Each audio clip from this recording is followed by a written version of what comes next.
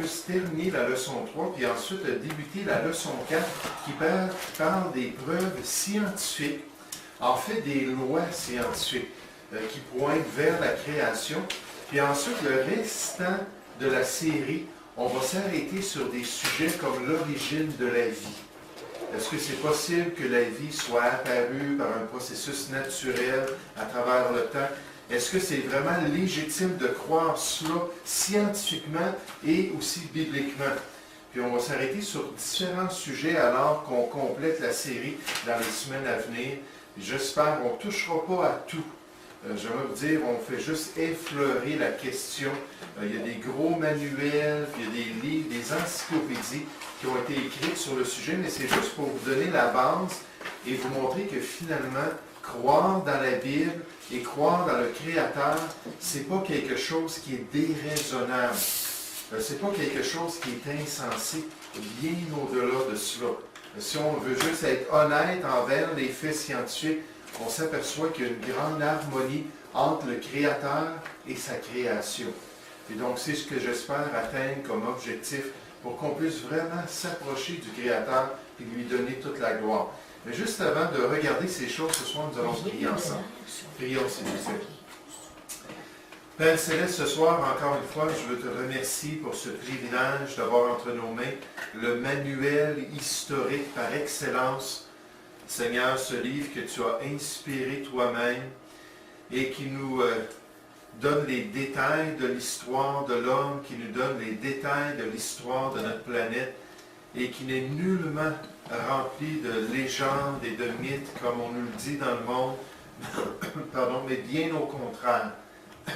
Et Père Céleste, Seigneur, je te prie que par cette série sur les origines, nous puissions au moins avoir assez de bagages pour avoir une certitude dans notre cœur que quand tu touches à la question des origines, Seigneur, tu sais exactement de quoi tu parles.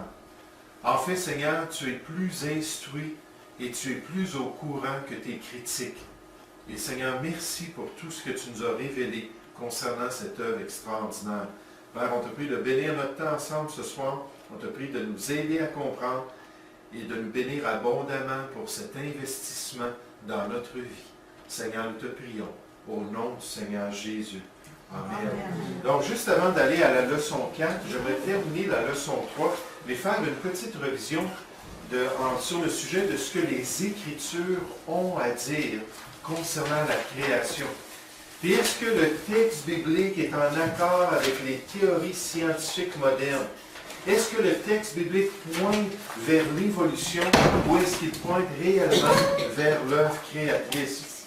Et on a vu plusieurs preuves de la parole de Dieu qui nous démontrent qu'effectivement, le texte biblique pointe vers une création spéciale de Dieu.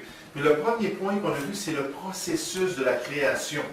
D'après le modèle de l'évolution, on n'a pas besoin de Dieu pour expliquer l'origine de toute chose. On n'a pas besoin du surnaturel. On n'a pas besoin de penser qu'il y a une intelligence derrière le monde qui nous entoure. Je lisais encore une fois concernant la molécule de l'ADN. L'ADN qui fait partie des molécules, des cellules de tous les êtres vivants. Je regardais toutes les séquences, puis toute l'information. Il y a des volumes d'informations dans l'ADN.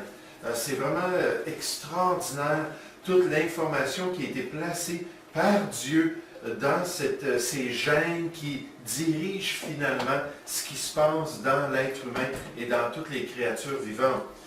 Et juste de s'arrêter à cela, puis de penser aux probabilités que l'ADN se soit développé par elle-même dans un processus totalement incontrôlé au niveau du hasard, c'est totalement farfelu de le croire.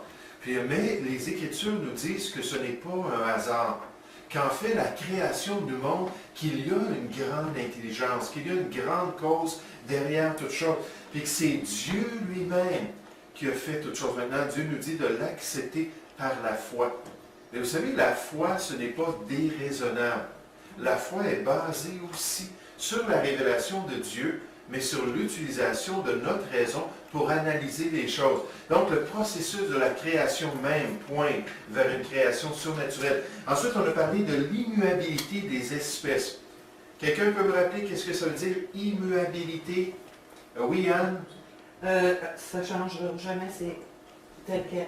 Oui, exactement. Ça y va le rapport. C'est-à-dire que nous croyons à la microévolution, les mutations, les variations au milieu d'une même espèce qui développe, on l'a vu la semaine passée dans les chiens, qui développent des gros Danois puis des petits Chihuahuas. Hein, on voit les sortes, les races au milieu d'une espèce. Mais Dieu nous dit dans les Écritures qu'il a créé toutes les espèces d'une manière fixe. Ces espèces-là peuvent se reproduire dans la même espèce. C'est pour ça qu'on ne se cache jamais la tête lorsqu'une chienne accouche. On ne s'attend pas que ça va être des rats qui vont sortir. On ne s'attend pas que ça va être une autre espèce. Non, l'ADN même gère le développement selon l'espèce. Puis Dieu spécifie cela. Avec ça. Oui. 3 races de chiens, j'avais une grosse chienne. 3 races de chiens dans la même portée. Complètement différent. Ah oui. Oui, Wow. les gros barbets là, en anglais, le noir et blanc, là, avec le grand poil. Réellement, les bergers avec les poils de frisés plus courts, là, beau grand berger blanc, ça c'était celui du voisin en bas. L'autre c'était le collé dans mes amis. Puis parmi ça, il y avait des petits chiens gros de même là, qui s'appelaient gros. Mais chaque chien va faire, elle, sa façon de se reproduire, fait que... Oui, c'est ça. Mais c'est encore un chien, n'est-ce pas? C'est pour ça qu'on fait des croisements pour obtenir, soit dans le monde végétal, dans le monde animal, même parmi les humains, lorsqu'on essaie, comme on appelait ça la... Attendez un petit peu, j'ai un blanc de mémoire, lorsque Adolf Hitler a essayé de développer la race parfaite. Oui, Christian? L'eugénique. Ça veut dire bon, génique, ça veut dire une naissance, une création, une origine bonne. Donc, essayer de gérer l'évolution dans la race humaine. En prenant toutes des personnes blondes avec les yeux bleus, en les faisant reproduire, ils avaient des camps de reproduction. On invitait des jeunes hommes à venir mettre leurs semences dans plusieurs femmes pour pouvoir développer des enfants, puis développer la race qui allait dominer la Terre pendant le millénium. Parce qu'Adolf Hitler disait que le Reich allait régner pendant 1000 ans de temps. Et boy, ça n'a pas duré 10 ans, ça n'a pas duré 1000 ans, ça a été bien loin de cela. Mais on voit qu'à l'intérieur d'une espèce, maintenant, l'évolution enseigne la macroévolution. Cette idée-là qu'une espèce, à un moment donné, avec l'accumulation de mutations, puis de changements, d'adaptation, qu'à un moment donné, oups, un rat va devenir un renard. Puis là, il va changer les caractéristiques de son espèce, puis il va devenir une nouvelle espèce. Mais vous savez, la macroévolution, dans les 6 types d'évolution, les 6 définitions du mot évolution, la macroévolution, c'est celle qui n'est pas scientifique. Il n'y a aucune preuve scientifique qu'il y a de la macroévolution. Même dans les fossiles, on n'a pas vraiment de chaînon ou de forme intermédiaire. On en présente, mais quand on les étudie, ils ne sont pas des formes intermédiaires. Puis on va regarder ça, on va parler de cela, surtout lorsqu'on va parler de l'homme. Mais Dieu dit c'est selon leur espèce.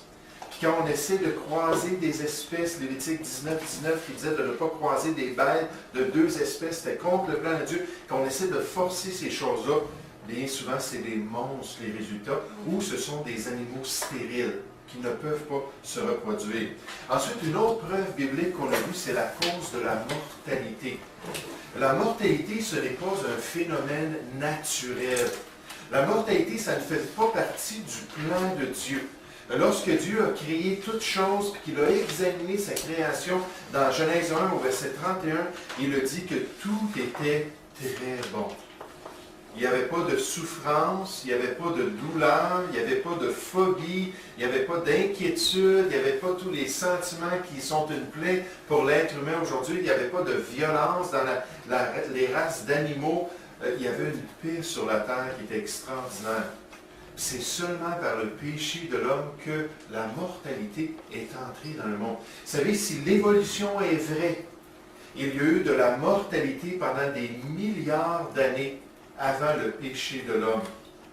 Parce que si on regarde les couches géologiques, des couches de la Terre, on s'aperçoit que l'homme apparaît bien plus tard dans l'histoire, si c'est vraiment un registre de l'histoire de la Terre. Et on va le voir, ce n'est pas du tout un registre. C'est un témoignage des couches déposées par le déluge de Noé. Puis il y a toutes les indications que c'est le cas. Mais donc, si on prend cela comme ça, alors le péché, le témoignage, pas du péché, de la mortalité à travers les millions d'années est là, puis là, à un moment donné, l'homme apparaît. C'est complètement le contraire dans les Écritures. C'est l'homme qui a été là avant la mort. C'est l'homme qui a amené la mort dans la création de Dieu. En fait, la création a été liée dans l'esclavage de la corruption à cause de l'homme, d'après Romains chapitre 8. Donc, les choses sont totalement contraires à ce qu'on voit dans la théorie de l'évolution. Ensuite, une autre preuve, c'est la position ou la place que le déluge a dans la chronologie biblique. C'est-à-dire que Dieu nous dit que le déluge, c'est un cataclysme universel qui a complètement changé la planète Terre, qui a complètement altéré le monde qu'on connaît autour de nous. Puis ce qu'on voit dans le monde, puis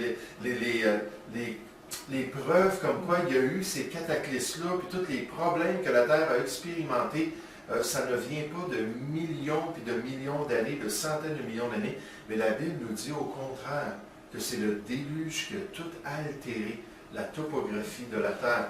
Donc l'évolution nous dit que la question du déluge, c'est un mythe. C'est un des sujets dont on se moque dans les universités. Hein, l'arche de Noé, puis Noé qui aurait amené toutes les espèces d'animaux dans l'arche, puis on se moque de cela. Mais il n'y a rien d'insensé dans le récit biblique, bien au contraire. Ce n'est pas non plus un déluge local. La Bible dit que c'est un déluge qui est universel. On a parlé de ça, je fais une petite révision. Les Écritures dans Genèse chapitre 7 nous parlent du déluge, puis nous disent que la pluie a tombé pendant 40 jours et 40 nuits. Maintenant, il n'y a pas assez d'humidité dans l'air pour couvrir toutes les plus hautes montagnes de la terre, puis faire en sorte que tout le monde qui ne sont pas dans un bateau qui était l'Arche du salut, que tout le restant de la planète soit enseveli, puis tout le monde meurt. Mais la Bible ne nous dit pas qu'il y a juste eu de la pluie. Elle nous parle aussi des sources souterraines qui sont sorties pour venir remplir la terre. Elle nous parle même des écluses des cieux. Une source d'eau au-dessus de l'atmosphère qui était autour de la terre, puis qui rendait la terre, donnait à la terre un climat qui était uniforme sur toute la planète. Vous avez déjà entendu le phénomène qu'on appelle greenhouse effect. L'effet de serre, c'est ça. Ce phénomène-là qui donne aux plantes dans une pièce une température uniforme, puis qui permet aux plantes, puis aux fruits, puis ainsi de suite, de se développer. Mais d'après le texte biblique, il y avait de l'eau en dessous du firmament, puis il y avait de l'eau au-dessus du firmament. Donc, il semble qu'il y avait vraiment une couche d'eau. Ça se peut que ce soit de la vapeur, peut-être que c'était des genres de cristaux qui étaient au-dessus et qui faisaient un climat uniforme. C'est pour ça qu'on trouve des fossiles sur tous les continents, incluant l'Antarctique et l'Arctique.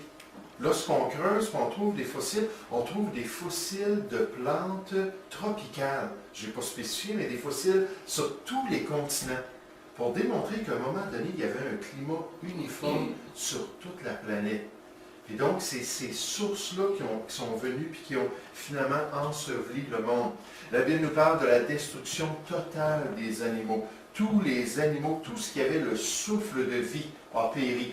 Juste en passant, ça n'inclut pas les insectes. Parce que les insectes ne respirent pas comme nous. Ils respirent tout simplement par leur carapace, par leur peau. C'est comme ça qu'ils le reçoivent. Mais ceux qui avaient le souffle de vie, tout a péri. La Bible dit que toutes les montagnes furent couvertes, les plus hautes montagnes de la terre. Maintenant, c'est certain que les montagnes qu'on a aujourd'hui, ce ne sont pas les montagnes qu'il y avait avant le déluge. Parce que le psaume 104, lorsqu'il décrit l'effet du déluge, surtout lorsque Dieu a soufflé sur les eaux pour qu'elles retournent prendre place, puis qu'elles forment les grands océans, Dieu nous dit que les montagnes ont été formées par cette action-là du départ des eaux du déluge. Il y a probablement eu des gros mouvements tectoniques. Il y a probablement eu des changements là, incroyables sur la Terre qui a fait que ce qu'on voit aujourd'hui, c'est un résultat du déluge. On était dans l'Ouest américain. Souvent, on se promenait près des Rocheuses, puis des endroits où ce qu'on voyait, là, des fois presque des immenses rochers qui se tenaient sur presque rien. Puis on regardait tous les phénomènes topographiques, puis on se disait, hey, ça c'est un récif ou c'est le résidu qui est venu du déluge. C'est le résultat de cette action-là. Puis la Bible nous dit que Dieu a fait une alliance universelle avec toute la race humaine, c'est-à-dire avec les descendants de Noé. Les descendants de Noé qui devaient ensuite avoir la promesse concernant l'arc-en-ciel et la promesse que Dieu ne détruirait plus la terre de la même manière. Là, on se trouve à la page 2 dans notre leçon. À la page 2, on est à la leçon 3. Dans un instant, on va regarder le texte biblique. Mais vous savez, Dieu est bien clair quant à l'étendue du déluge. Et je trouve ça dommage qu'il y ait des chrétiens qui prennent la position d'un déluge local en Mésopotamie. Puis ils parlent que Noé a évité la mort avec sa famille, puis les gens dans leur région ont péri. Mais dans le fond, ce n'était pas quelque chose sur toute la surface de la terre. Et vous savez, la Bible nous dit dans Genèse 6 que l'homme habitait sur toute la surface de la terre. Il n'habitait pas juste en Mésopotamie, dans cette région-là. Et Dieu nous dit clairement qu'il a frappé tous les hommes et que son déluge était vraiment un déluge qui était universel. Regardez ce que dit le texte biblique dans Genèse chapitre 7. Au verset 19, ça dit « Les eaux grossirent de plus en plus, et toutes les hautes montagnes qui sont sous le ciel entier furent couvertes. » Je pense que Dieu est assez clair, n'est-ce pas? Pas juste dans la région de la Mésopotamie, sur toute la terre, sous le ciel entier. Tout ce qui se mouvait sur la terre périt, tant les oiseaux que le bétail, les animaux, tout ce qui rampait sur la terre et tous les hommes. Tout ce qui avait respiration, souffle de vie dans ses narines et qui était sur la terre sèche, mourut. Encore une fois, tout sur la planète. Il dit, tous les êtres qui étaient sur la surface de la terre furent exterminés, depuis l'homme jusqu'au bétail, aux reptiles et aux oiseaux du ciel. Ils furent exterminés de la terre. Il ne resta que Noé et ce qui était avec lui dans l'arche. Et la question pour nous en tant que chrétiens qui considérons le Dieu qui a inspiré la parole de Dieu, c'est si Dieu avait voulu enseigner un déluge universel, comment aurait-il pu le dire plus clairement et plus directement que ce qu'il le dit dans les Écritures? Juste en passant, quand on se tourne vers le Nouveau Testament, le Seigneur Jésus parle de Noé. Il parle du déluge. Pierre, dans 2 Pierre, chapitre 3, parle aussi. Jude en parle lui aussi. Il nous parle d'une génération complète qui vivait sur la terre et qui a péri à cause du déluge. Et lorsqu'on regarde le monde autour de nous, lorsqu'on étudie la géologie c'est la science de la Terre, qui explique l'origine de la Terre, qui explique les mouvements qui ont formé la Terre, l'histoire de la planète Terre. Lorsqu'on interprète cela en tant que chrétien, on va l'interpréter avec le catastrophisme biblique et non pas le gradualisme de l'impie. Gradualisme, oui, on regarde autour de nous, tout s'est fait graduellement, dans des processus bien simples. Il y a des preuves qu'il y a eu toutes sortes de cataclysmes à travers l'histoire humaine. Il y a des preuves qu'il y a eu des changements drastiques sur la planète Terre à travers son histoire. Puis une des preuves, c'est qu'il y a eu de l'eau sur toute la planète. Je voulais vous présenter une vidéo ce soir qui dure à peu près 1 minute. C'est sur un auteur qui nous parle du déluge, puis il nous parle des coquillages qui sont trouvés sur les plus hautes, toutes les hautes montagnes du monde, incluant le mont Everest. Ces coquillages-là sont dans une position fermée. Ce qui est frappant avec ça, c'est que les coquillages, lorsque l'animal dans la la coquille meurt, il relâche ses muscles, puis on trouve le coquillage ouvert. Ça, c'est standard pour des vieux coquillages. Mais sur toutes les hautes montagnes du monde, on trouve premièrement des coquillages à des centaines de kilomètres de toutes sources d'eau connues. C'est-à-dire qu'il y a eu de l'eau à un moment donné sur ces montagnes-là. Puis non seulement ça, on trouve les coquillages dans une position fermée et fossilisée. C'est-à-dire qu'elles ont été enfouies rapidement avant qu'elles puissent réagir puis laisser aller leurs muscles pour s'ouvrir. Ce qui démontre que les montagnes de la planète Terre ont été couvertes par de l'eau. Toutes les hautes montagnes ont été couvertes par de l'eau. Ça a été fait lors d'un cataclysme universel. C'est juste un exemple des preuves comme quoi le déluge universel n'est pas du tout farfelu. On a des fossiles aquatiques sur toutes les hautes montagnes du monde. Et on a des preuves comme quoi il y a eu ce déluge.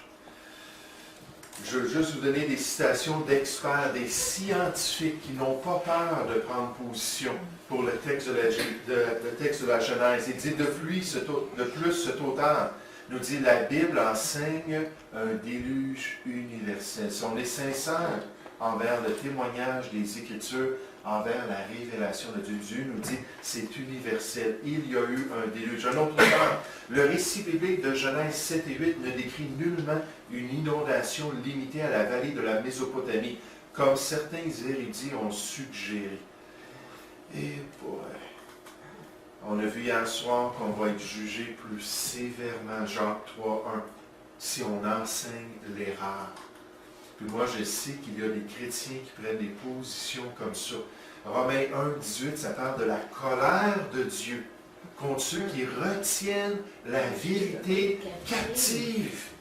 Puis Dieu prend ça au sérieux. Puis il va être obligé de juger ces gens-là. Ils vont rendre compte. Mais des érudits qui disent non, la Bible nous enseigne un déluge local, mais bien plutôt un niveau d'eau qui surpassait les sommets des plus hautes montagnes. Un autre auteur, je suis convaincu qu'il y a bien plus de preuves pour une création récente de 6 jours et pour un déluge universel qu'il y en aurait pour une vieille terre et pour l'évolution. En étudiant toute la question, il dit le déluge fut universel. Et c'est pour cela d'ailleurs qu'on retrouve partout dans les vieilles civilisations, on retrouve des légendes d'un déluge universel. Il y a un auteur qui parle de 250 légendes à travers la planète Terre, qui décrit qu'un jour, ces gens-là, en Hawaï par exemple, ils ont la légende avec leur propre personnage qu'ils mettent dans un bateau, une famille qui est survécue contre la colère des dieux. Là, on voit des choses qui ne sont pas tout à fait d'accord avec le récit biblique, mais ce que ça nous démontre, c'est que la race humaine a en mémoire un agissement spécial de Dieu. Puis sur toute la planète, on voit ça. Et cet auteur dit, le point ici n'est pas de débattre l'historicité, le temps ou la dimension du déluge de Noé. Peu importe les faits. Je ne suis pas d'accord avec lui, mais ce n'est pas grave. Peu importe les faits, une histoire d'un déluge catastrophique de proportions majeures fut transférée de génération en génération, se faufilant dans la mémoire humaine pour des millénaires. Il y en a plein de témoignages. Mais ces deux récits sont seulement deux parmi quelques 200 versions du récit du déluge, dit et redit parmi les anges. Pensez à cela. Noé qui a survécu avec sa famille. Ils sont partis, puis la Bible nous dit dans Genèse 10 qu'ils ont repeuplé le monde. Ils sont allés se multiplier. Ils sont vraiment les ancêtres des nations du monde. Mais eux, il n'y avait aucun doute dans leur esprit. Ils ont été dans le bateau. Ils ont vu tous les animaux. Ils ont vu le cataclysme et les résultats sur la planète Terre. Là, ils ont dit, oh, ça, c'est un événement majeur qu'il ne faut pas oublier. J'aimerais juste qu'on comprenne qu'avant l'invention plus sophistiquée de l'écriture, que les peuples anciens mémorisaient les légendes et qu'ils mémorisaient la tradition orale de leur tribu. L'utilisation de la mémoire, c'était quelque chose de très développé dans les peuples anciens. Ils pouvaient là, tout citer là, une série de règlements qu'ils avaient dans leur village, puis c'était normal puis naturel pour eux d'utiliser leur mémoire au maximum de son potentiel. Puis là, les gens, à travers les millénaires, se rappelaient, « Oh, mon grand-père, il m'a dit ça. » Puis là, son grand-père, il avait répété ça. Puis son arrière-grand-père, puis là, de génération en génération, des variations existantes dans le langage sumérien depuis 2000 ans avant Jésus-Christ, et des récits similaires furent trouvés dans chaque région et parmi toutes les nations et tribus du monde. Qui sont ceux ce soir que c'est la première fois que vous entendez cela? Concernant le déluge, qu'il y a des traditions concernant un déluge universel à travers le monde. Quelques-uns. Est-ce que c'est quelque chose qu'on entend dans les médias? Est-ce que c'est quelque chose qui va faire la première page du Journal de Montréal une fois de temps à autre? Non, c'est quelque chose qui est complètement mis à l'oublier. Parce que c'est en train de confirmer la mémoire humaine d'un événement que l'homme, d'après 2 Pierre chapitre 3, essaie d'effacer de sa mémoire. Et il essaie de discréditer volontairement. Parce qu'il n'est pas d'accord que Dieu existe, qu'il n'est pas d'accord qu'il s'en va vers le jugement final. Puis il dit en son cœur qu'il n'y en a point de Dieu. Puis c'est ça l'attitude.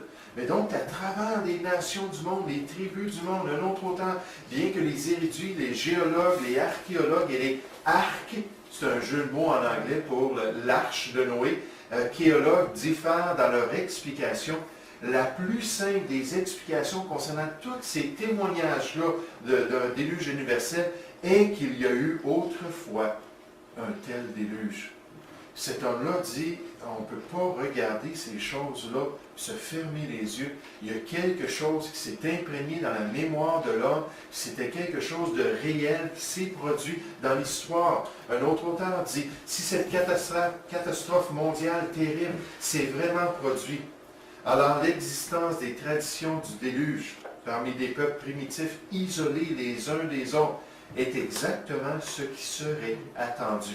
Il serait tout à fait naturel que la mémoire d'un tel événement soit répétée aux oreilles de l'être humain. Encore, je veux juste que ce soit bien clair dans notre esprit. Des enfants seraient répétés aux oreilles des enfants, des survivants, à maintes reprises. Et elle pourrait même avoir été la base d'observances religieuses diverses dans les religions du monde à travers l'histoire. Les cérémonies religieuses connectées avec ces traditions telles que trouvées en Égypte, au Mexique et parmi certaines tribus des Indiens d'Amérique peuvent être expliquées convenablement seulement à la lumière du déluge de la Bible. Nous trouvons partout quelques traces d'une tradition du déluge et de la mémoire de cette catastrophe effrayante. J'ai une vidéo sur la question du déluge. Ce vidéo-là, il explique les dimensions de l'arche. Il explique les espèces d'animaux qui auraient eu besoin de rentrer dans l'arche. On parle de seulement 50 000 grandes espèces d'animaux. Pas toutes les variations des races, parce qu'il y en a des millions, mais 50 000 grandes espèces qui auraient été nécessaires. Puis on nous donne la dimension, puis on nous montre comment est-ce que c'est très plausible que tous les animaux aient été amenés par Dieu dans l'arche pour sauver ces animaux-là. Même les dinosaures. Oui, les dinosaures, c'est tellement gros. Oui, on n'a pas besoin de prendre les gros.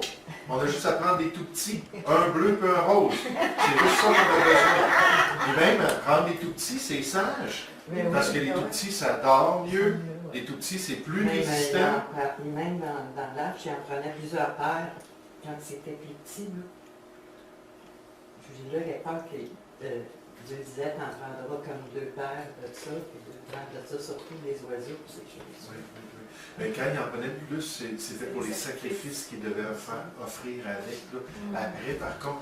Mais donc, il n'y a rien de farfelu scientifiquement. On peut tout calculer les dimensions cubiques de l'arche, puis voir l'espace des 3 étages de l'arche, puis voir que les petits auraient très bien survécu. Puis en plus de cela, avec la croissance un peu plus tard, il aurait pu avoir beaucoup d'enfants parce qu'ils commençaient plus jeunes, plutôt que prendre des gros, et ainsi de suite.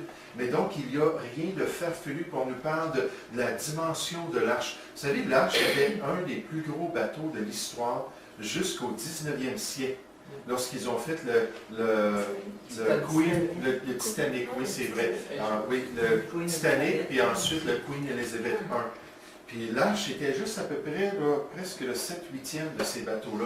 Fait que c'était un bateau qui était immense, qui avait amplement de place. Puis il y a toute la sagesse des dimensions pour que le bateau puisse passer à travers les tempêtes. En tout cas, c'est vraiment incroyable de voir ce que Dieu a fait pour nous montrer qu'il sait ce qu'il devait faire.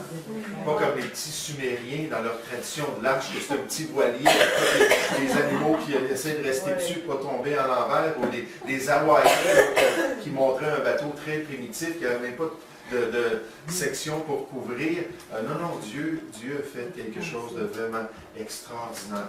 Maintenant, on peut se poser la question, mais est-ce que c'est possible que ce qu'on voit autour de nous en géologie, que ça ait été fait par le déluge universel? Et je veux juste vous dire, je ne rentrerai pas dans ces détails-là. Il y a plusieurs phénomènes récents des 200 dernières années, avec des grandes inondations, avec des explosions comme le mont Sainte-Hélène, qui a explosé, le volcan, l'effet du volcan. Mais il y a plusieurs de ces phénomènes-là qui nous montrent que c'est très facile pour la puissance aquatique de produire les effets qu'on a autour de nous. Puis je vous donne juste des exemples de ce processus-là. Des endroits qui ont été produits par des inondations, des endroits qui ont été produits, qui ont été subitement faits par des catastrophes particulières, qui montrent exactement les mêmes caractéristiques qu'on retrouve, par exemple, dans le Grand Canyon, qu'on retrouve dans toutes les formations géologiques majeures de la planète. Juste en passant, on ne rentre pas dans les détails, mais il y a aussi dans ces couches-là une indication constante que les couches ont été déposées par de l'eau. Pas juste par l'irrigation, puis par le vent, puis à travers des millions d'années. Non, qu'ils ont été déposés. La manière que les couches, moi je ne suis pas un scientifique, mais j'ai lu assez là-dessus pour voir que quelqu'un qui serait intéressé à étudier la question, que c'est clair que les couches géologiques du monde ont été déposées par de l'eau. Puis d'ailleurs, c'est pour ça qu'on trouve aussi des arbres qui passent, les polystrates, les arbres qui passent dans plusieurs couches, toutes sortes de phénomènes. Une baleine qui a été découverte, qui avait 80 pieds de long, qui était fossilisée, qui passait des millions d'années de couches. Hey, quand ça a commencé, là, elle a été périe, sa petite queue a été périe, là, elle a resté debout comme ça pendant des millions d'années, jusqu'à temps que l'œuvre de l'évolution puis des couches se bâtissent autour d'elle, des arbres pétrifiés. En tout cas, il y a plein d'indications qu'effectivement, il n'y a rien du tout d'anormal pour le chrétien que d'accepter que la géologie du monde rend témoignage au déluge universel. C'est une autre preuve. Dieu nous dit qu'il y a eu un grand cataclysme qui a complètement affecté le monde, puis c'est à cause de lui qu'on a le témoignage du jugement de Dieu et de la mortalité de millions d'espèces, de millions plutôt je veux dire, de créatures qui ont été ensevelies à cause de ce jugement sur la planète de l'époque. Maintenant, preuve numéro 5. J'aimerais m'arrêter sur les jours de la création. Les jours de la création comme une autre indication que Dieu n'a pas utilisé le processus de l'évolution. Vous vous souvenez, ceux qui croient à l'évolution supervisée, ils disent, bon, ben, les jours de la création de Genèse, il ne faut pas prendre ça littéralement. Ça parle des époques de temps, des âges qui ont duré des millénaires, sinon des millions, peut-être même des milliards d'années. Dieu est juste en train de nous présenter l'évolution qu'il a dirigée lui-même. Maintenant, est-ce que le texte biblique nous dit réellement ça? Ou est-ce que c'est mieux de croire que quand Dieu nous dit qu'il a créé toutes choses en 6 jours, que c'est 6 jours comme on les connaît nous aujourd'hui? Donc l'évolution exige, si vous voulez regarder à la page 2 de vos notes, l'évolution exige de longues périodes de temps. De très longues. Plus qu'on avance dans l'histoire, plus qu'on est obligé d'augmenter progressivement la durée de l'évolution. Parce que là, ça serait farfelu de croire, plus qu'on comprend les processus, plus qu'on analyse les détails du cosmos, les détails de la vie, les détails de notre planète, plus qu'on est obligé de dire, mais là, la baguette magique du temps commence à être faite. Et la chair fée de la chance va avoir de la misère à créer toutes ces espèces-là. Là, on y rajoute du temps. On y rajoute du temps. un auteur, en regardant les 200 dernières années, puis les différents manuels scientifiques, puis leur position concernant le temps, les temps géologiques, a dit qu'effectivement, la théorie de l'évolution, puis du temps de l'évolution, a augmenté, puis là, je me souviens plus de combien de milliers d'années à chaque année dans les croyances de l'homme, parce qu'on essaie de donner de plus en plus de temps pour essayer de justifier une croyance qui est désuète. Et la Bible, elle ne présente pas de longues périodes de temps. Elle nous présente des jours littéraux, normaux, de 24 heures.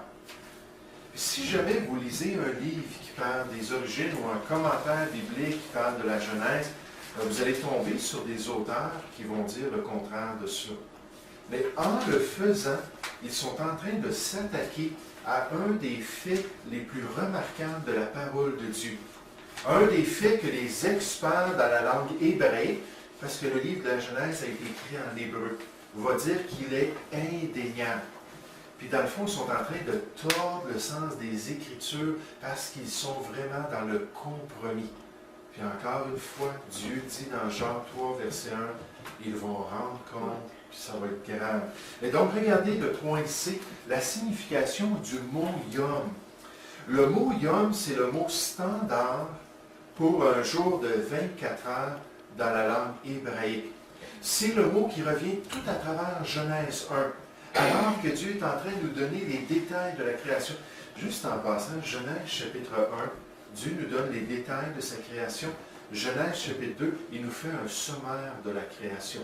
Il y en a qui disent, dans Genèse 1 et 2, il y a 2 créations de décrites. Non, non, non, non, pas du tout. Dieu est en train de parler de la création dans les 2 passages, mais il fait un sommaire dans le 2e passage, dans le 2e chapitre. Donc, c'est vraiment le mot standard. Le mot, le sens du mot, avec un chiffre ou avec une valeur numérique, est unanime dans les écrits hébraïques qui sont inspirés et les écrits de la tradition, comme par exemple dans le Talmud. On utilise toujours le mot yom pour parler de 24 heures qu'on lui donne, on l'associe avec une valeur numérique. Donc, ce n'est pas étonnant que Dieu a dit le premier jour, le deuxième jour. Il dit, je veux juste que vous sachiez, là, je vous parle vraiment de jours littéraux de 24 heures. Peut-être vous dites ce soir, pasteur, franchement, c'est fou de croire ça. Que toute chose est venue à l'existence en 6 jours. J'aimerais vous dire qu'il vous soit fait selon votre foi. Moi, dans ma foi, Dieu aurait pu le dire en un instant. Puis tout aurait été créé. Il n'y a rien d'étonnant de sa part. Il l'a fait pour nous montrer la spécificité de ce qu'il a fait, pour nous donner tous les détails de comment il l'a créé. Il aurait pu tout créer dans un instant. J'aimerais vous dire, la Bible nous révèle dans Hébreux chapitre 1 que Dieu va tout détruire dans un instant. Il va tout prendre cette vieille création-là, souillée par le péché de l'homme. Il va rouler ça comme un vieux manteau sale. Il va s'en débarrasser, ça va disparaître. Puis ensuite, il va y avoir des nouveaux cieux et une nouvelle terre qui vont apparaître juste comme ça. Et Dieu va le créer, oui. C'est-tu par le feu là, qui va tout... Oui, consumer, exactement. Et dans la prophétie, on va en parler des détails de ce que Dieu va faire ultimement avec la planète Terre. Maintenant, quand le mot est utilisé avec le sens d'un soir et d'un matin qui décrit vraiment un jour standard, il est utilisé dans certains passages des Écritures et aussi dans les écrits juifs. C'est encore unanime. Ça veut toujours dire la même chose. Dans Genèse chapitre 1, on nous parle des plantes qui sont créées avant le soleil. Là, je ne rentrerai pas dans tous les détails de la séquence, on va le voir dans un graphique dans un instant, mais pensez à ça, si on nous parle de millénaires, ou on nous parle de millions d'années, des âges géologiques, dans une phase, on a les plantes, et dans une autre phase, on a le soleil.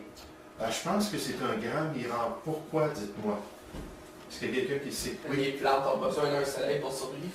Ben oui, toute la photosynthèse, puis tous les agissements pour la vie de la plante, c'est nécessaire d'avoir le soleil. Là, nécessairement, je ne rentre pas dans toutes les questions des animaux qui sont nécessaires aussi pour la, comment est-ce qu'on appelle ça, la pollinisation, puis tout le cycle, tout est interrelié dans la création de Dieu. Les animaux ont besoin des plantes, les plantes ont besoin des animaux. Ils n'ont pas été créés dans les mêmes phases. Oui, enfin. Moi, je peux comprendre peut-être que les étoiles, ça aurait été une lumière suffisante pour ça. Mais ce que j'ai là-dedans à comprendre, c'est comment on fait pour savoir si c'est une journée, s'il n'y a pas de soleil, puis la Terre ne tourne pas autour du soleil pour faire une journée. Oui, c'est ça, c'est ça. Mais c'est effectivement Dieu qui le révèle, que c'est la séquence qui le fait. Parce que quand on parle de ces jours-là, c'est des jours standards qui sont liés avec le soleil, qui nous dit un peu plus loin qu'il a créé le soleil pour donner la séquence aux yeux de l'homme. Puis il a créé la lune pour qu'on sache exactement quand c'est la nuit puis quand c'est le jour dans le cycle normal de 24 heures. Puis là, il dit le soir. C'est ça. Pardon? À la Un fin. soir et un matin. Oui, oui, c'est ça, exactement. Ça fait qu'un soir, actuellement, c'est pour décrire une nuit, un soir. Et le matin, c'est pour décrire la lumière. Oui, oui, Il oui. y a peut-être une autre forme de lumière. Ça peut être un black light, comme ça peut se arriver, on ne sait pas. Mais c'est certain C'est nous que autres, Dieu a créé la lumière le deuxième jour avant qu'il crée le soleil. Il y avait déjà de la lumière, là, puis il y avait déjà une distinction entre le jour et la nuit avant que le soleil soit là. Mais ça, c'était Dieu qui le faisait alors qu'il préparait la création pour son ordre normal, pour les saisons, puis tout l'ordre qu'on suit, nous, dans sa création. Les champignons, ça pousse dans le noirceur. Mais même si c'était vraiment des anges, hein, si quelqu'un dit, bon, mais je vais accepter que finalement les jours de la création, c'est des millénaires ou des millions d'années, même si on était prêt à faire ce compromis-là, il y a une chose que les gens, des fois, ne réalisent pas, c'est que la séquence de l'évolution et la séquence de la création ne sont pas pareilles. Lorsqu'on regarde ce que l'évolution enseigne, puis comment est-ce qu'elle voit l'origine de toute chose, puis comment ça s'est développé dans ces anges-là, puis ces millénaires, puis ces millions d'années-là, ces centaines de millions d'années, ça ne tombe pas du tout dans ce que Dieu a révélé dans sa séquence de création, même si ça représentait des millions d'années. C'est pour ça que je vous ai donné une feuille ce soir que j'ai préparée. C'est les différences dans les séquences des origines. Il y a un auteur qui a regardé le texte biblique de Genèse chapitre 1, et c'est un spécialiste dans la théorie de l'évolution. Il a vu 25 différences majeures entre la séquence de Genèse chapitre 1 et la séquence de l'évolution. Maintenant, je n'avais pas de place pour mettre les 25 différences, je vais juste donner des exemples. Par exemple, la matière, d'après l'évolution, existait déjà au commencement.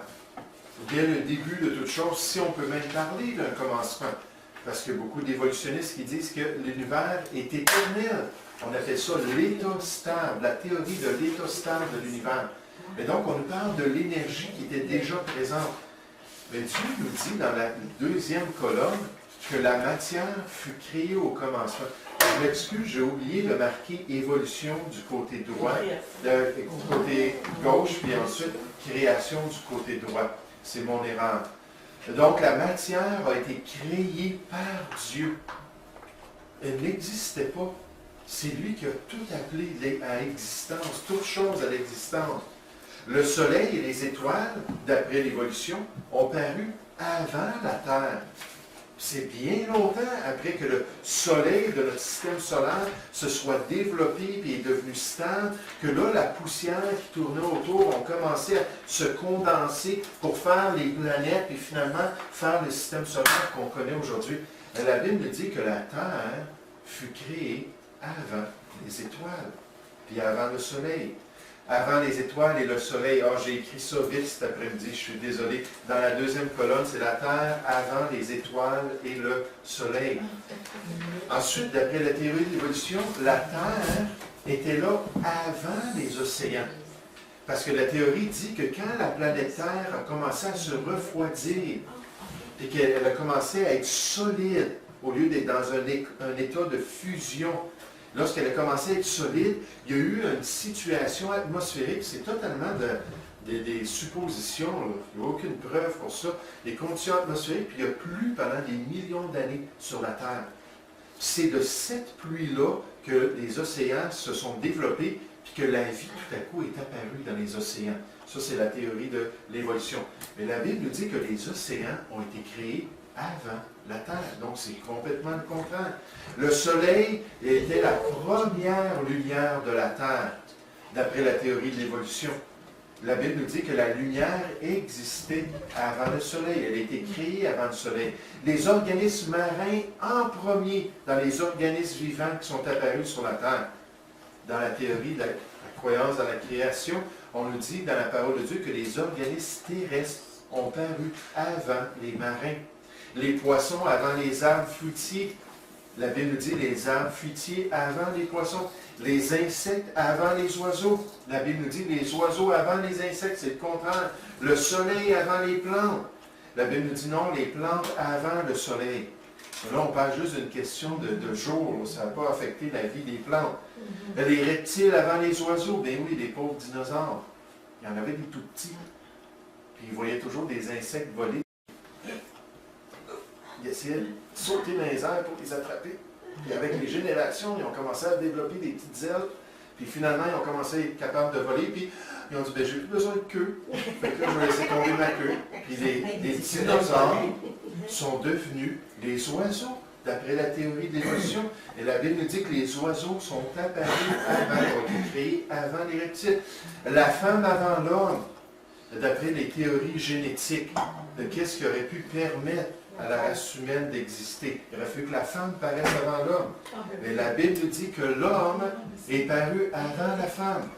Puis on sait bibliquement pourquoi Dieu a créé l'homme avant la femme. C'est qu'il ne voulait pas d'aide pour décider comment faire l'homme. Mais cet auteur-là dit, voici une tabulation simple qui démontre conclusivement qu'il est impossible de parler de concordance entre les âges géologiques selon la pensée de l'homme et la Genèse. À part les questions de l'évolution, de la création, le récit de la Genèse est inflexible et ne s'accommode nullement avec le système standard des âges géologiques. Une décision doit être faite concernant l'un ou l'autre des modèles. On ne peut pas faire le compromis, ça ne fonctionne pas. Il est impossible logiquement d'accepter les deux. Donc, je veux juste vous mentionner ça en passant que, effectivement, les plantes ne pouvaient pas exister pendant des millénaires sans le soleil. Ensuite, un autre exemple, Exode chapitre 20. On parle Dieu alors qu'il donne les 10 commandements. Spécifie dans un de ces commandements qu'il y a un jour qui a été sanctifié. Ce jour-là représente le jour du repos. Puis il nous dit, comme vous avez une semaine de 7 jours, vous allez pouvoir travailler pendant 6 jours, puis le dernier jour, vous allez m'honorer comme votre Créateur.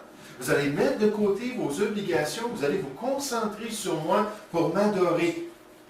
Et Dieu prend cet exemple-là pour parler du fait que cette création-là est dans le sens normal d'une semaine normale. Sinon, si ça représente des millénaires, même des millions, des centaines de millions d'années, est-ce que ça veut dire que Dieu n'est plus actif depuis des centaines de millions d'années? Il y a des gens qui vont dire, c'est ça la conclusion qu'on doit dire quand il parle de son repos. Mais vous savez, il cite 2 Pierre, chapitre 3, au verset 8. Ça dit, mais il est une chose, bien-aimée, que vous ne devez pas ignorer, c'est que devant le Seigneur, un jour est comme 1000 ans, et 1000 ans sont comme un jour. Donc ils disent, bien là, évidemment, Pierre est en train de nous le dire, qu'il faut accepter que les jours de la création ne sont pas des jours de 24 heures standard. Est-ce que Pierre, dans le contexte, est en train de parler de la création? Il est en train de parler du retour du Seigneur. Au verset 9, il dit, le Seigneur ne tarde pas dans l'accomplissement de la promesse. Il est en train de parler de la prophétie. Pour Dieu, Dieu a une séquence de temps, Dieu a déjà un plan, son autorité a établi quand Jésus va revenir. Puis pour lui, ce n'est pas un problème.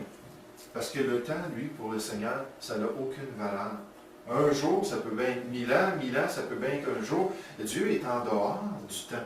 Puis il n'est pas lié comme nous sommes liés au temps. Il ne vieillit pas, puis il demeure éternellement, les Écritures disent. Donc, c'est vraiment farfelu, puisque Exode chapitre 20 lit ce contexte-là à Dieu lui-même et à sa création. Maintenant, il y a d'autres mots dans la langue hébraïque, qui est une langue très spécifique, qui veut dire des âges, qui veut dire des longues périodes de temps indéterminées ou des fois précisées. Puis Yom, ça ne fait pas partie de ces mots-là. C'est pour ça que je vais donner une charte Sur cette charte-là, on résume un peu l'utilisation du mot jour, l'utilisation yom, qui est le mot dans Genèse chapitre 1. Des 1200 références au mot au singulier dans la parole de Dieu, il mentionne presque toujours un jour normal de 24 heures. Il y a 700 références où le mot est utilisé au pluriel. Encore une fois, c'est un jour de 24 heures. 95% des références bibliques au mot yom présentent ce mot dans son sens régulier. Ce n'est pas 50-50, là, on n'est plus certain. Donc Dieu nous le montre très clairement.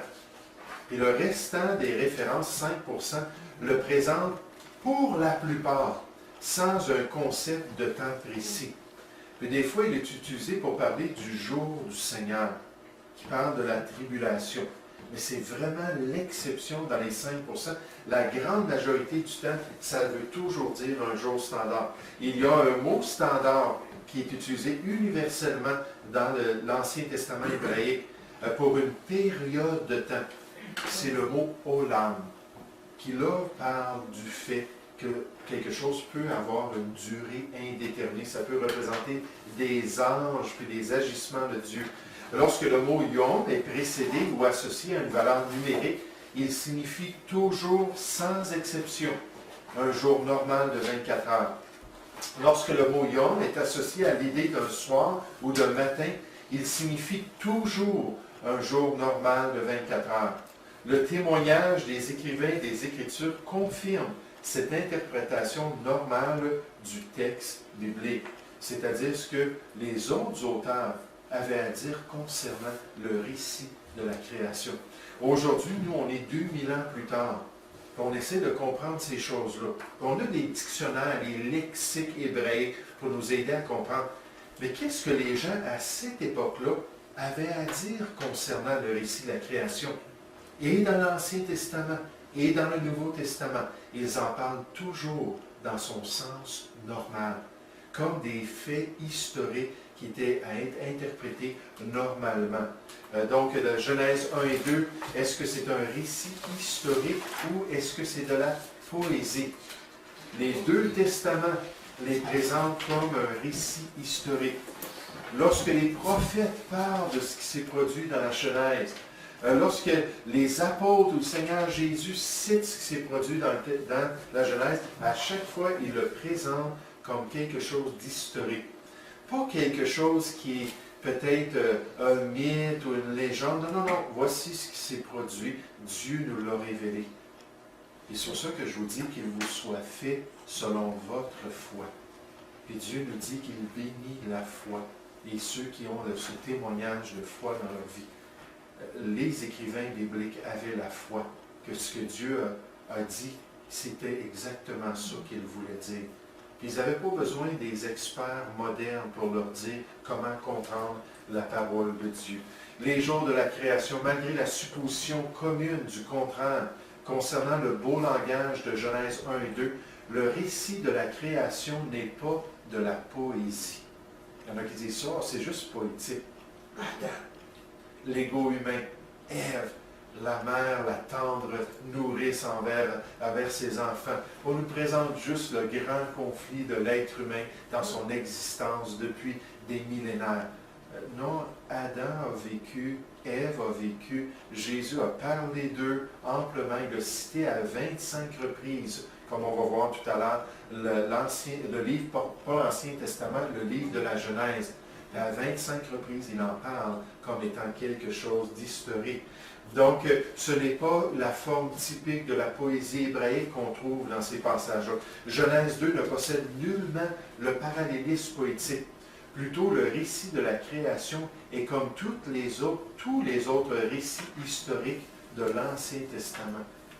On ne trouve pas le parallélisme qu'on va voir dans les livres poétiques comme le livre des Psaumes, le livre des Proverbes, le livre d'Ecclésiaste. Il y a des livres où il y a beaucoup de poésie, on le voit dans l'original. Là, on se tourne vers les récits de la création, c'est très clair. D'ailleurs, c'est pour ça que je vous encourageais à lire le psaume 104.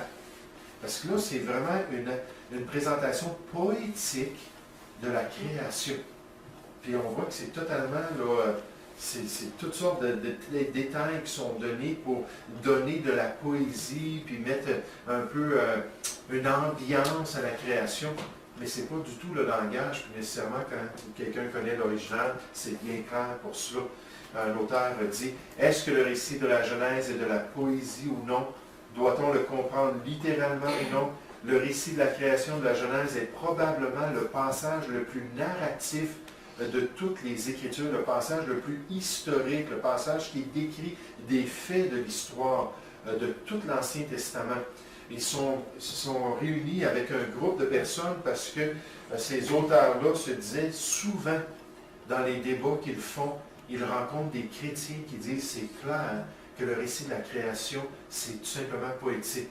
Donc, ils se sont unis ensemble pour faire vraiment, avec des experts en hébreu, pour regarder le texte, puis faire toute la comparaison avec le parallélisme, puis faire vraiment des statistiques pour démontrer qu'il n'y a pas de parallélisme du tout là, dans ces récits-là. Il n'y a aucune indication interne qu'il ne faut pas le prendre comme un récit direct des faits ou compris comme rien de moins que de l'histoire.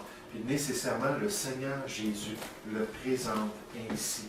Le Seigneur Jésus le présente comme des faits historiques. On voit ça dans Matthieu, chapitre 19, lorsque les pharisiens, puis c'est un exemple des 25 citations du livre de la Genèse, lorsque les pharisiens viennent lui poser la question concernant le divorce puis le remariage. Et vous vous souvenez de ce débat-là qu'il y avait au 1er siècle dans les différentes écoles rabbiniques. Il y en avait qui disaient qu'on pouvait se divorcer pour n'importe quoi, puis c'était légitime. Elle a brûlé ton agneau hier soir, change de femme.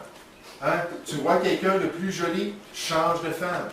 Il y avait toutes sortes de raisons qu'on justifiait pour pouvoir se divorcer. Puis en fait, au 1er siècle, Jésus a dit que c'était une génération dans l'adultère. Parce qu'effectivement, plein de monde se divorçait pour presque n'importe quoi et se remarier, puis ils étaient dans l'adultère. Il y avait une autre école qui était beaucoup plus stricte. Il disait, il y a seulement juste quelques raisons. Et donc, ça faisait la controverse. C'était très... Quand quelqu'un se divorce ou se remarie, c'est quelque chose qui est quand même délicat. Là, c'était le cas de beaucoup de monde dans la population. Soit que les gens leur tapaient sur l'épaule et disaient, c'est bien, c'était légitime. Ou les gens leur pointaient le doigt et disaient, t'es juste dans l'adultère. Fait que là, c'était sensible. Puis là, ils ont dit, toi, maître, qu'est-ce que tu penses de cela? Puis là, ils ont cité Genèse chapitre 24, la lettre de répudiation que Dieu avait donnée à Moïse ou permis à Moïse d'utiliser dans certaines circonstances. Là, Jésus se tourne au verset 4 vers le récit de la création. Il dit, n'avez-vous pas lu qu'au commencement, Dieu créa l'homme et la femme? C'est pourquoi... Là, il continue avec Genèse 2,18, mais il dit, c'est pourquoi l'homme quittera son père et sa femme et sa mère, oui. C'est important les détails, hein? Et c'est important les détails. C'est pourquoi l'homme quittera son père et sa mère et s'attachera à sa femme, les deux deviendront une seule chair. Puis là, il dit, au commencement, il n'en était pas ici. Là, il continue avec le débat, mais Jésus cite le texte de la Genèse comme étant littéral, comme étant le guide, comme pouvant démontrer le modèle pour l'être humain, et démontrant vraiment que c'est quelque chose qui était historique. Les jours de la création, il est donc évident que la signification normale de Yom et de Yamin, ça c'est au pluriel, est un jour, ou des jours, respectivement. Si un sens parabolique ou métaphorique, OK, c'est le temps de prendre notre pause. Était désiré, le contexte le présenterait comme tel. Le rédacteur de Genèse 1 voulait clairement décrire une création accomplie en 6 jours littéraux. Juste en passant, c'est Moïse qui a été poussé par l'Esprit de Dieu pour mettre par écrit le récit de la création. Lui qui avait été formé dans toute la sagesse des Égyptiens. Les Égyptiens qui croyaient dans le pluralisme religieux, le polythéisme, qui croyait dans l'évolution dans beaucoup de leurs récits. Puis là, Moïse, lui, il met tout ça de côté, ces idées-là du monde populaire à son époque, puis il dit non, il y a un seul Dieu, puis c'est lui qui a créé toutes choses, puis il l'a même fait en 6 jours. Oh boy, c'était très révolutionnaire. Mais le rédacteur Moïse, voulait clairement décrire une création accomplie en 6 jours littéraux. Il n'aurait pas pu exprimer une telle signification plus clairement et directement qu'avec les mots et les phrases utilisées. En d'autres mots, ce n'est pas le texte de la Genèse qui nous amène à douter de la création en 6 jours. C'est les théories populaires dans le monde qui nous entourent. Vous savez, dans 2 Pierre 3, verset 17, on nous met en garde. En tant que chrétiens, nous qui sommes avertis qu'il y a des gens trompeurs, il y a des moqueurs dans les derniers temps, des gens qui veulent nous détourner de la vérité de Dieu. On nous dit, faites attention de peur de déchoir de votre fermeté dans votre foi dans la parole de Dieu. Qu'est-ce que le malin a fait avec Ève tout de suite au début? Ève qui était témoin du Créateur, Dieu a-t-il réellement dit? Puis il a mis un doute sur la parole de Dieu. Puis ensuite, il a nié la parole de Dieu. Dès qu'il a vu qu'Ève n'était pas attachée à la parole, il a dit, Dieu n'a pas dit cela. Puis là, il a détourné la volonté du Seigneur. Il l'a séduit. Faisons attention de ne pas être séduits par les idées de ce monde. Autant que je sache, il n'y a aucun professeur d'hébreu et de l'Ancien Testament lui-même étant un professeur de l'Université d'Oxford, qui est spécialisé depuis des siècles dans l'étude de l'hébreu. De l'Ancien Testament, dans aucune des universités majeures qui osent nier que les écrivains de Genèse 1 à 11 désiraient que les lecteurs comprennent que la création se produisit en 6 jours similaires aux jours de 24 heures que nous expérimentons. Un autre auteur a dit, lui aussi, a son formation en langue sémitique, les langues originales. Il n'y a rien dans la Bible pour répudier l'idée que les jours de la Genèse furent des jours de type de 24 heures. Donc, on va s'arrêter avec ça ce soir. La semaine prochaine, on va encore avoir 2 autres arguments pour ensuite se tourner vers des preuves scientifiques. Merci beaucoup.